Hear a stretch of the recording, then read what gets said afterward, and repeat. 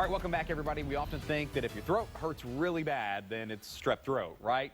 Not always the case. And when do you need an antibiotic? Joining us this morning for this timely discussion, especially with sore throats going around schools, is Dr. Fred Nagel with the Baptist Health Family Clinic in Maumelle. Dr. Nagel, thanks so much for being here this morning. This is very timely. I had sore throat last week, not strep, thank goodness, but it is going around. We're getting into that season where it's starting to change a little bit.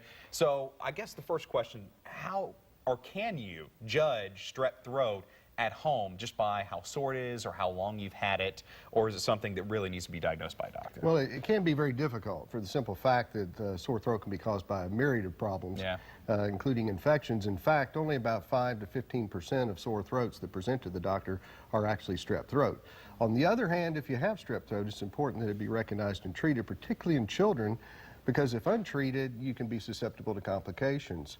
And that can be inflammation of the kidneys. It also could be rheumatic fever. Wow. You can get painful joints, and it can predispose you to damage to your heart valves. Now, fortunately, we don't see that much anymore because of the widespread availability of antibiotics. And that's something that is available if you do have strep throat. If you don't have strep throat, then it's, you know, back to the drawing board, mostly home remedies, symptomatic treatments. Yes. Let's talk about some of the symptoms, though, of strep throat, maybe some different symptoms you would get from strep than just a regular sore throat. Well, besides a sore throat, the thing you're going to have is fever, usually 101 or higher.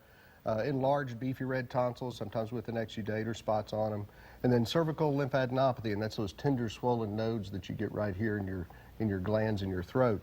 Those can be telltale signs, not diagnostic, but certainly consistent with it. On the other hand, if you have runny nose, nasal congestion, watery eyes, it probably isn't strep throat.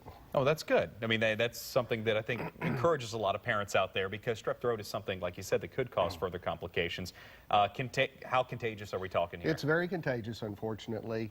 In fact, it's going to be more contagious in those confined environments like we were talking about, daycare, schools, things of that sort. It could be transmitted by sneezing, coughing, sharing food, or even touching a contaminated source. And the peak age of getting strep throat is 5 to 15 years, but adults can get it as well. And the peak season is spring and fall, so hence it is a timely topic. And antibiotic cleared up in about how long? Well, antibiotics are indicated. Penicillin's still the drug of choice if you can take it. And it really has a rapid response. You should feel better in just a day or two. Okay. But the dilemma, that doctors have is differentiating strep throat from other sources of strep throat so that they don't indiscriminately or unnecessarily prescribe those antibiotics. Fortunately, we have tests in the office, rapid strep or throat culture, that can help the doctor make the right decision. All right. If you have any questions about whether or not your kids might have strep, make sure you call the Baptist Healthline, 1-888-BAPTIST, and go see your local physician. Dr. Nagel, thanks for coming in. Thank you. All right, coming up next.